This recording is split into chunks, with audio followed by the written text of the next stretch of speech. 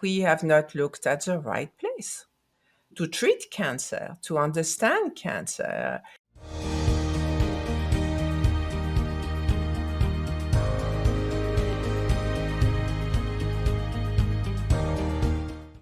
Hey everyone, welcome to the Beljanski Cancer Talk Show, a podcast where we discuss breakthroughs and insights in cancer treatment and research. Join us as the top minds in the field share their discoveries, equipping our audience with essential knowledge to better navigate the formidable challenge of cancer. I'm your host, Victor Dwyer, and today I'm thrilled to have Sylvie Beljanski as our guest. Sylvie is the president and founder of the Beljanski Foundation, as well as the CEO of Maison Beljanski. She is dedicated to her life to promoting holistic medicine and natural cancer treatments in her journey as a French lawyer turned to a health advocate. In this episode, titled Winning the War on Cancer, Sylvie will share her extensive knowledge and experience in the field, as well as discuss her award-winning book. Hey Sylvie, thank you so much for joining us today. And I want to start out the podcast and just ask you, starting out with a big bang question. Are we winning the war on cancer? And I know you have an amazing book. I've listened to the full book. It's really amazing. And I just want to start out with this big question. Are we winning the war on cancer? And I want to get your thoughts on that. Well, hello, Victor, and thank you for this difficult question because the answer is not simple. We have made a lot of progress since the war on cancer, since the time of Nixon, 71, when he started the war, officially the war on cancer with the Cancer Act, National Cancer Act. Where we have seen progress is a number of deaths is indeed dwindling down. However, there is more and more cancers around us. So now the cancer is considered either the first or the second cause of death in the US and also in the world. It depends on where you look. If you look at NIH or the World Health Organization, one will say the first cause of cancer of death. The second one will say it's the second one after heart disease. It doesn't matter. The fact is there is a staggering number of cancers and are not done fighting the war on cancer. Yeah. That's why I think there is still a lot to do, a lot of research, and it is legitimate to wonder why after all those years, I mean more than 50 years after the National Cancer Act, and so much money spent on the war on cancer, why are we still here? I mean, wondering if it is the first or the second leading cause of death. And I think the answer is that we have not looked at the right place to treat cancer, to understand cancer. 50 years ago, definitely, and even 40 years ago, at the time where my late father, Dr. Mirko Beljanski, was a scientist at the Pasteur Institute in Paris, France, the official explanation about cancer that it could only result from a genetic mutation. If that was right, there would be a stable number of cancer, not an increased number of cancer. So obviously, that's wrong. My father was one of the first scientists to look at the environment as a cause of cancer. And he actually explained how environmental toxins affect our DNA, induce what he called a destabilization of the DNA cumulatively and progressively. It doesn't happen over time. It is one little exposure after another little exposure after another little exposure. And that's why people who get cancer, mostly all elderly people, because they have had a lifelong exposure to a lot of toxins. Yeah. And in the book, I love how you talk about the outer toxins and the inner toxins of stress, how our inner environment and outer environment really affects us, how stress affects us internally, and how our environment structures us and makes us feel differently that way too. I really liked how you said the toxicity goes out on the outside and inside. That really affects us as well. Absolutely. It is now recognized that stress induces a change of chemistry and a cascade of reactions that do affect our DNA. And this has been now Mhm. been measured also. And that's why some people will react to some difficult event, such very stressful event, by getting sick. And some won't, because it's Mhm. all about the reaction. It's all about your body is going to process the stress and the event and eventually the stress. It's not so much about the event. And that's really powerful. And like, I really want to go into a little bit like what inspired to write this book. Because I know a lot of people, like for the people that haven't actually read the book, I want you to go into a little bit about what really inspired you to write this book. I want to allow a new generation of people to know about the story and the research and the possibilities that this research can lead to. The story is one where government, in this case the French government, tried to destroy research programs. It succeeded in destroying the man, and they almost destroyed the knowledge that this Mhm. man had. And he was the only, the laboratory that they raided and destroyed was the only independent laboratory research on cancer in France. So they really tried to eradicate a knowledge about cancer. And I thought it was most important, since I was depository of this knowledge, to put that in writing and make sure that it would not be lost and that other people could be informed and eventually carry on with the research and get even new developments that about with this research and those the plant extracts that my father developed. Yeah. And it's also about a story about you, a lawyer, becoming a health expert and attacking like the number one problem in the world, which is pretty amazing. I understand that you did it for the family and things like that, but how did you get the courage to build yourself up to saying, "Okay, I'm a lawyer. I know nothing about what my parents did," and saying, "This is something that I want to do." How did you build up the courage to take on that problem? I don't know. I think I did not think of it twice at the beginning. Yeah. I knew growing up, in this family, seeing closely a lot of people suffering with cancer and doing better thanks to those products. I saw the difference that those products could make. And I felt really shocked by the fact that all this could disappear. I felt that, somebody had to do something about it. And I realized quickly that being in New York, I was maybe the right person at the right place and at the right time to do my best, at least, to make Mhm. sure that this would survive. Yeah. When someone finishes the book, what is the lasting message that you want someone to finish reading to really get out of the book? I hope it's a message of hope. Yeah. I don't get despair. There are solutions. There are solutions out there. There are natural solutions, not toxic solutions that are still available despite the might of some greedy governments, which are completely corrupt. Yeah, that's great. And what I took out of the book was someone that was extremely like dedicated to the cause saying like, "Hey, this is something I want to go do." And then you literally like went into the Amazon forest, passed out in the river of the Amazon forest, and like how you just went through all these like amazing missions to really go figure it out. You're like, "Hey, I want to figure out what this one tree is." And you were like just like roaming around trying to figure out where the tree was. And I just like I love that. Well, one thing led me to another, and it was, yeah, it has been an amazing journey. And I had enough adventure actually to put that in writing in a book. So the book is actually a mix of legal adventure because, I mean, I had to fight the French government, I had to start all over again here, had to create a business, create a foundation. All that was not easy. And there was also the scientific adventure to start bringing those products here. There is the conundrum of the support of so many people who have helped me. I mean, those who have given me the powder to begin with just because they trusted my father. I felt so many love and support that I just could not fail. I just for them, it was not an option. Yeah, and that's amazing. Can you share a little bit about your core mission and goals of the Beljanski Foundation a little bit? You talked about it briefly. What is your overall goal for the Beljanski Foundation? Well, we continue the research with natural compounds to fight cancer and other chronic diseases. And we do not have a lab, so we are doing that by creating partnerships with academic institutions.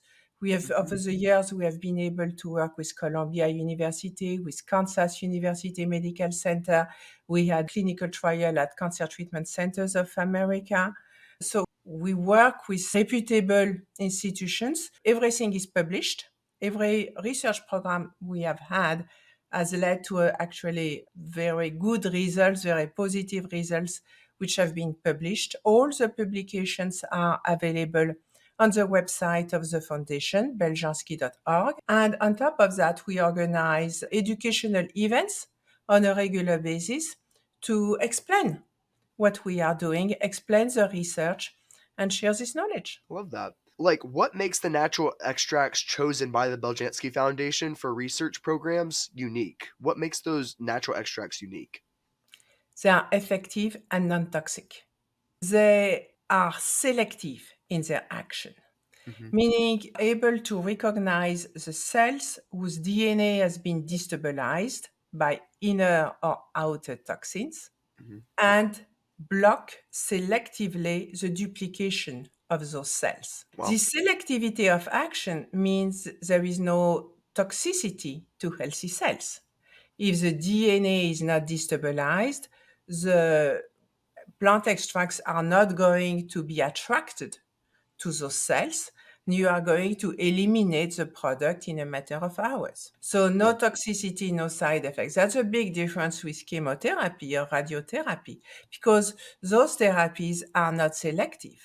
They are destroying, of course, cancer cells, and that's a good thing, but they are Mhm, also destroying a lot of healthy cells, especially in the case of chemotherapy, a lot of blood cells, mhm, and that's why people have complications. And also, what is not very important to say is that radiotherapy, chemotherapy do not destroy cancer stem cells. Cancer stem cells are those cells which are young, undifferentiated, very aggressive, and have the power to, at some point, become a new cancer cell of liver, prostate, breast, whatever. At the stage of cancer stem cells, they are undifferentiated. They are like embryonic cells. mhm. And the chemotherapy is not destroying them. So the doctor is saying, oh, you are doing very well. The tumor is shrinking. Actually, it is the mature cells, the less aggressive cells, which are being destroyed.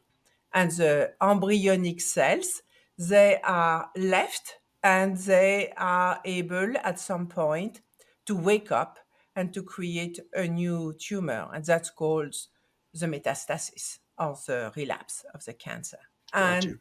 that's why it is so important to find some molecule able to address cancer stem cells. And it turns out that the research that we have done during the past 20 years with the Beljanski Foundation has shown that some of the extracts we have been working with, like Paupera, Revolfia vomitoria, are able to address cancer cells, different kind of cancer cells, at different stages of cancer, Hmm. from inflammation to full-blown cancer to advanced cancer which does not respond anymore to hormonal therapy, for example.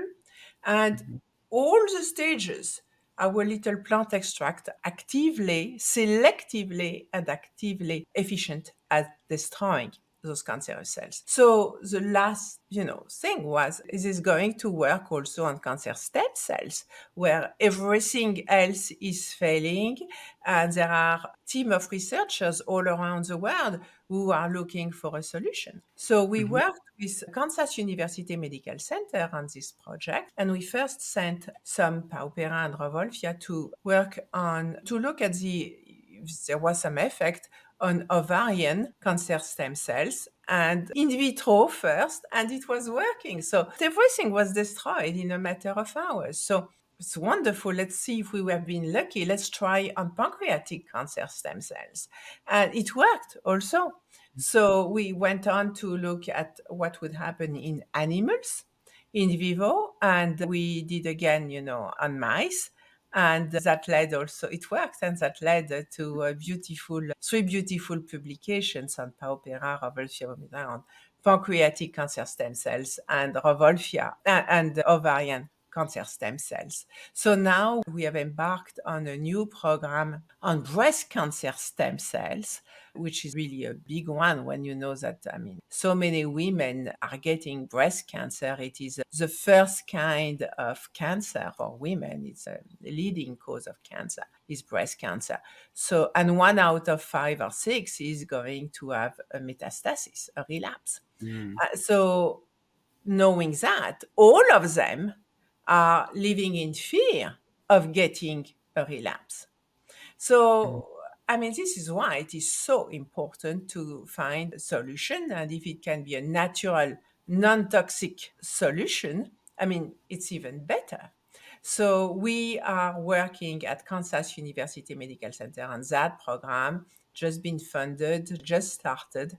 And I hope that a year from now, we'll have again a beautiful publication to share. Yeah, definitely. And can you go into a little bit more detail about the difference between normal cancer cells and cancer stem cells? You talked about it a little bit, but can you decipher really what the differences between the two are? So there is normal cancer cells.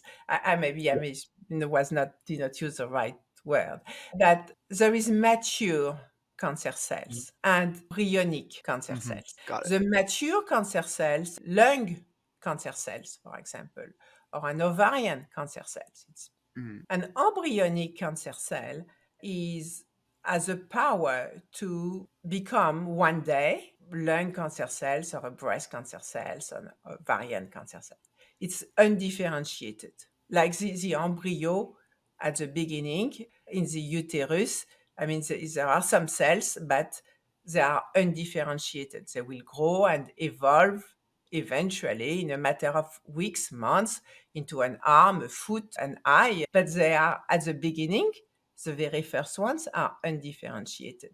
And there are some cancer cells are exactly like healthy cells, except they are cancerous. So they start as baby cells, embryonic cells, which are undifferentiated and have the power to become one day this kind of cancer, of that kind of cancer. They have also the power to resist chemotherapy and radiotherapy. So that's why that makes them so dangerous, and because their future is totally unpredictable. And what makes the cancer stem cells resistant to the chemotherapy versus the other cancer cells, the mature ones? So the mature one do not are destroyed by chemotherapy. Mm-hmm. That's the goal of chemotherapy. Chemotherapy is destroying cancerous cells. That's why you give chemotherapy to cancer patients.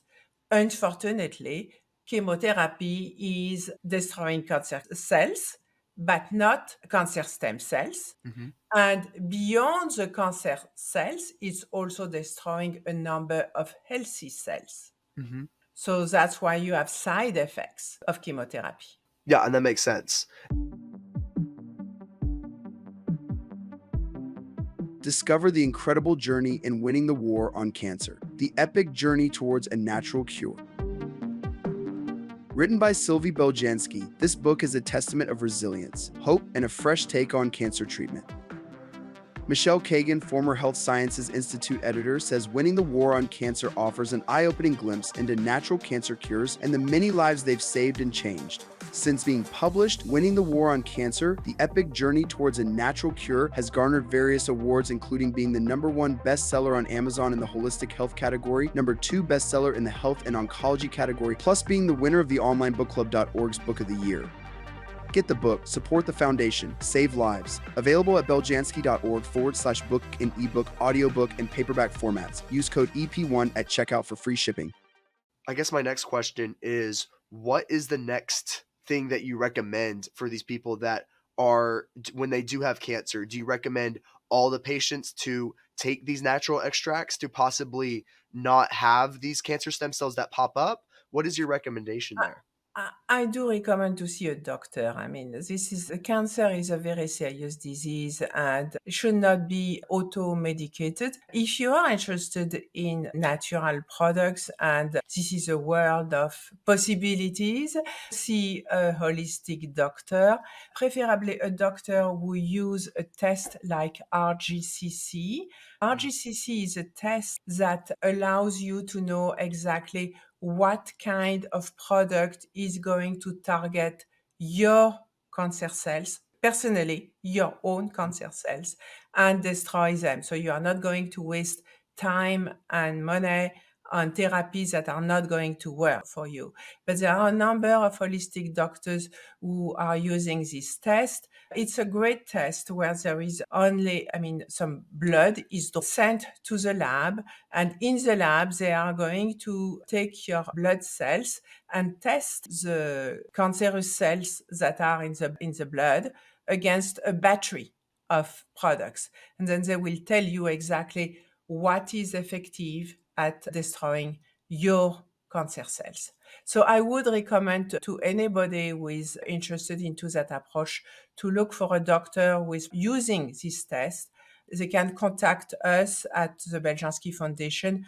We do have a short list of doctors that we can eventually recommend if you are lost, you don't know where to turn, and take it from there. Don't do it yourself.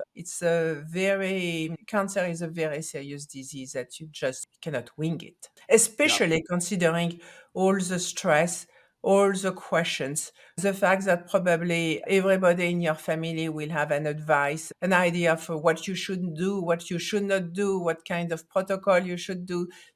People will tell you, what? You are not doing chemotherapy? You are crazy. You want to die tomorrow. Some people will tell you, what? You want to do chemotherapy? You want to put more poison in your veins? I mean, what is really, really important is to be comfortable with your choice of treatment, the choice of therapy that you are on, and be confident that you will feel better. Mhm. And it's such a hard choice too. Like, what people go through when it comes down to making that choice of chemotherapy, not, and like all these other different therapies that are helpful to them. And is there any recommendation you have someone that's going through those choices right now Well, with that? at the end of my book, the last chapter of my book, I offer a number of questions to ask to your doctor to help you make the right choices. So that's at the end. And also at the end of the book, there are a number of protocols, health protocols, which are we have inherited at the foundation from Dr. Markovich. Christian Markovich was a friend of my father. He was one of the first doctor to use those plant extracts on his patients, and he wrote down what he thought was the best protocols based on his practice. And I think that's not a prescription, but it's a good place to know where to start and start a conversation with your doctor. What also I think is important to know is that the plant extracts do work in synergy with chemotherapy. This has been proven already at the time of my father with a number of chemotherapies that were old now have been retired by pharmaceutical companies.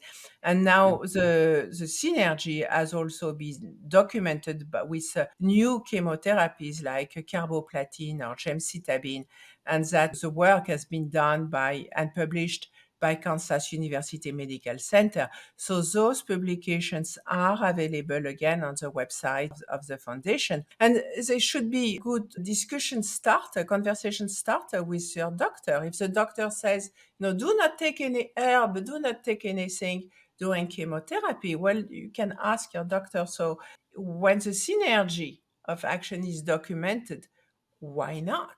And very often you will find that the doctor actually doesn't want to mess with the stats.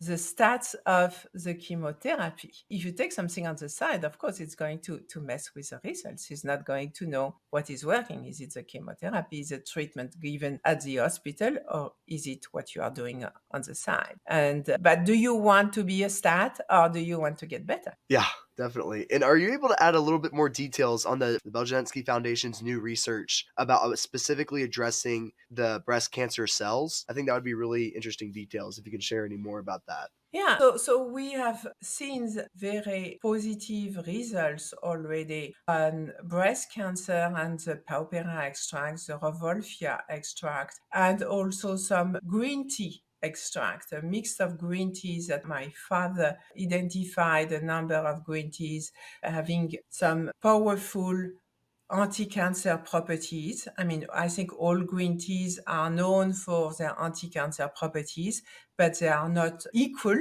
And some are better than others attacking cancer cells. So specifically tested a number of green teas and he selected four.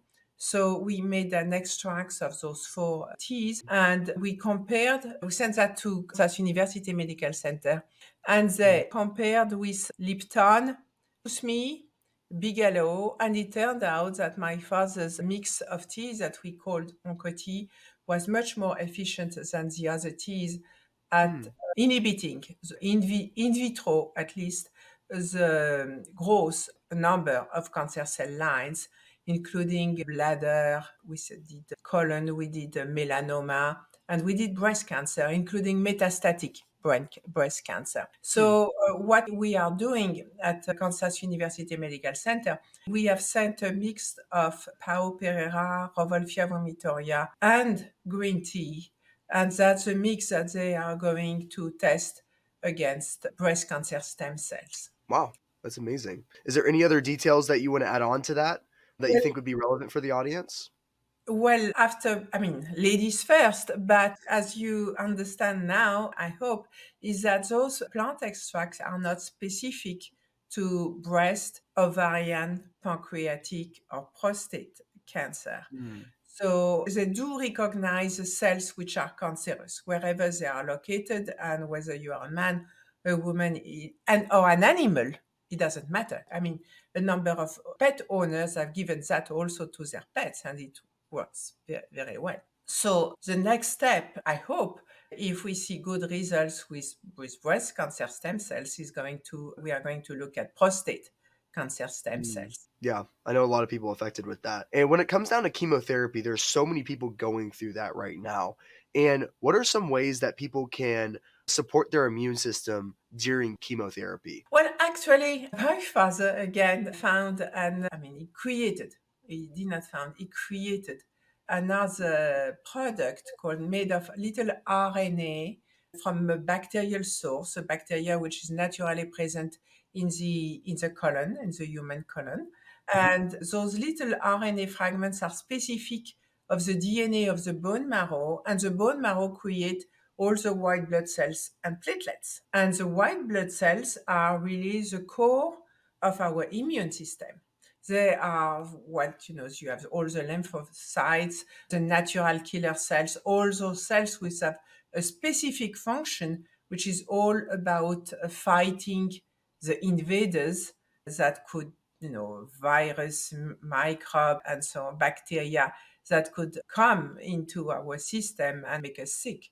It is our white blood cells which are in charge of fighting back against those invaders. So naturally, it's all starts in the colon, in the gut, where we absorb a number of nutrients which are absorbed in the blood. The blood goes to the bone marrow, and the bone marrow does its job, which is to create those white blood cells and platelets. And my father found kind of shortcut saying, why don't we give right away RNA fragments of to the bone marrow to feed the bone marrow faster. And what he saw is that the bone marrow creates much faster than the white blood cells and platelets. So white blood cells and platelets are destroyed. They are unfortunately, they are the healthy cells destroyed by chemotherapy. But if you provide the bone marrow what it needs to create always and always and always new platelets and white blood cells, then you will compensate the destruction with a new generation.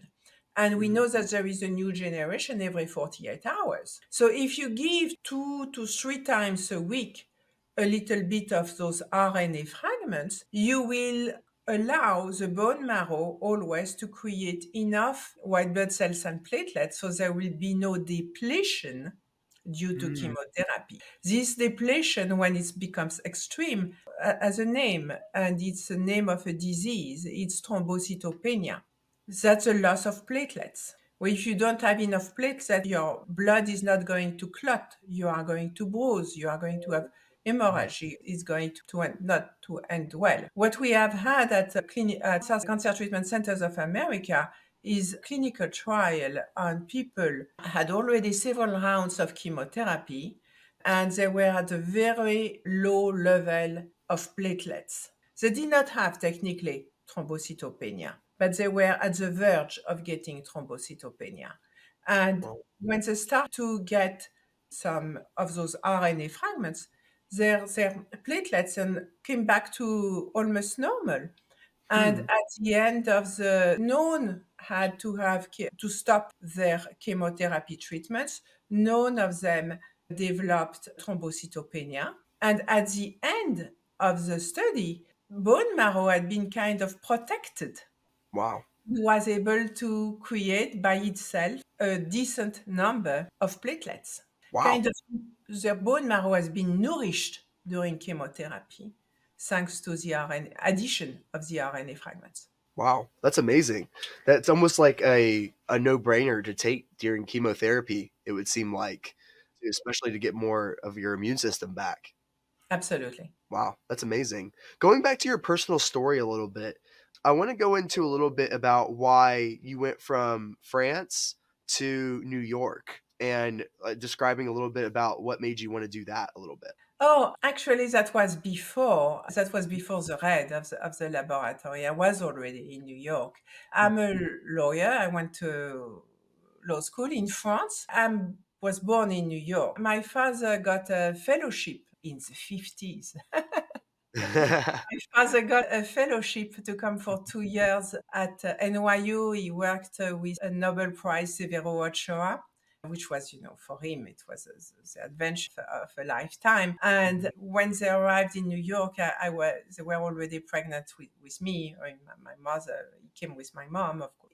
I was in my mother's. Yeah, Yes. yeah, And yeah. and so I was born in New York, but at the end of the fellowship they went back to France. So I was just a baby and I was raised in France. I went to law school in France and I was looking to get, my first job after law school. And there was a little advertisement at of the alumni saying that there was a New York law firm recruiting French-speaking lawyer to help with their French-speaking clients. And I wrote to say, hey, I have an American passport and I have the French bar. I'm willing to come this summer to visit you. And that's how I came to New York. And I did not really like I actually hated the work at the law firm.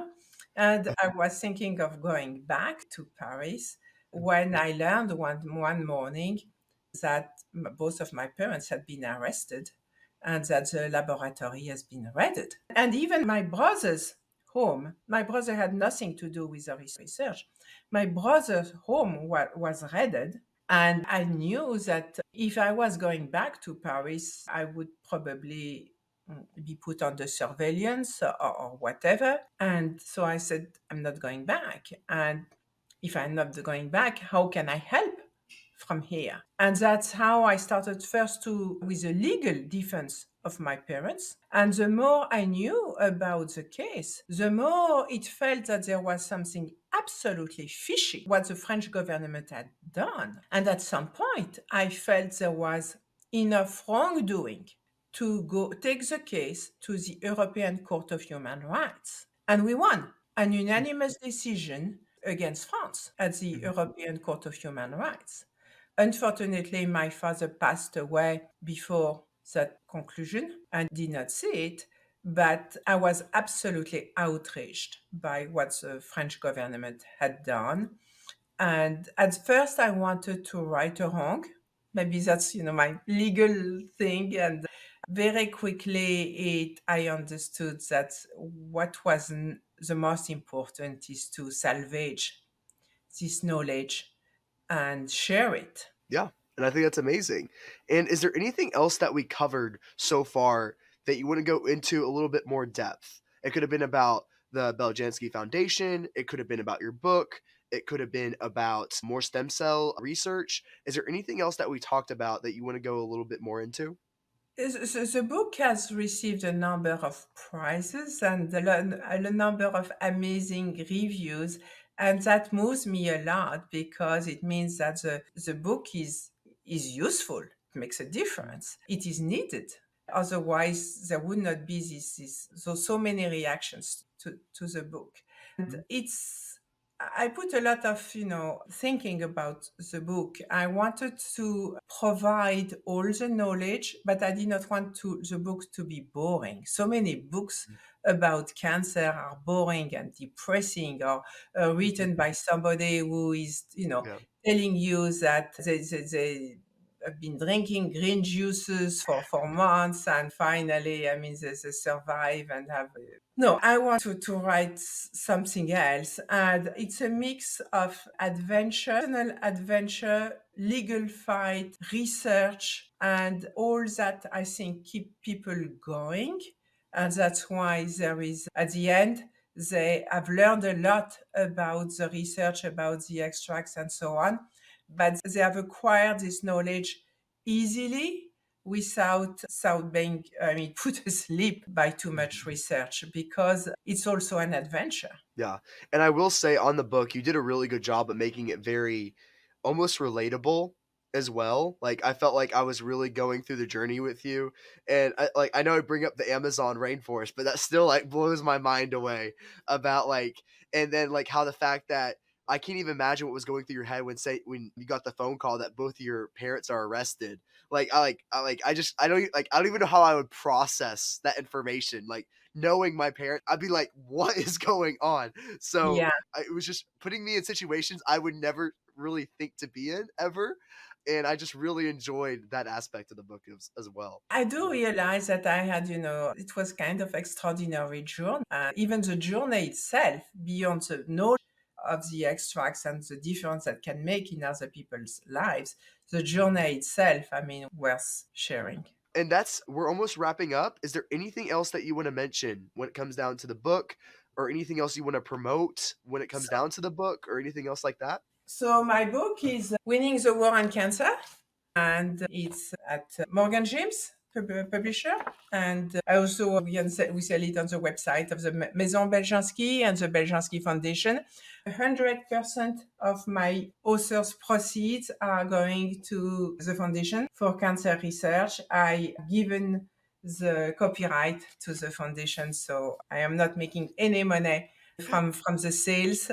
It's by buying the book, you are learning something for yourself, and you are also supporting cancer research with at the Beljanski Foundation. That's amazing. And how can they find you, Sylvie? If anyone has any questions or anything else they want to find more about the information about the book, where can they go? So there are several websites with the Beljanski Foundation. I already mentioned beljanski.org, beljanski.org. There is Maison Beljanski, also maisonbeljanski.com in one word. And there is my own website, Sylvie Belge something. I don't know my own. Okay, awesome. Awesome. Thank you so much, Sylvie, for joining today. That's all we have time for. Thank you, everyone, for listening. And we will catch you next time. Thank you, guys. Thank you, Thank Sylvie. thank you.